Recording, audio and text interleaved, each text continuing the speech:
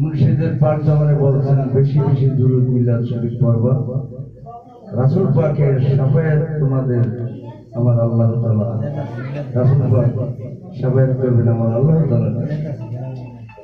বেশি বেশি জিকিরুল্লাহ, বেশি বেশি আমাদের মিলাদ দুরূদ আদায় করতে বলছে এবং পাঁচ ওয়াক্ত নামাজ পড়তেই হবে।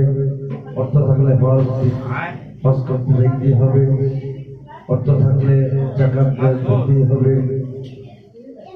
এবং আহলে বাইত গ্রহণ করতেই হবে, আল্লাহর ইবাদত করতেই হবে, কোনোটা মাপ নাই।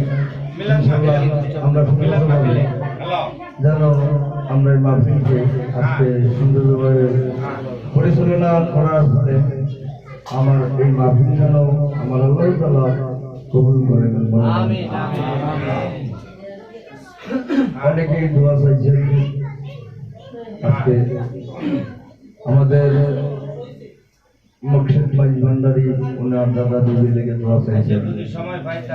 তারপরে আমাদের নাতি মুক্তা মাইজ ভান্ডারী উনি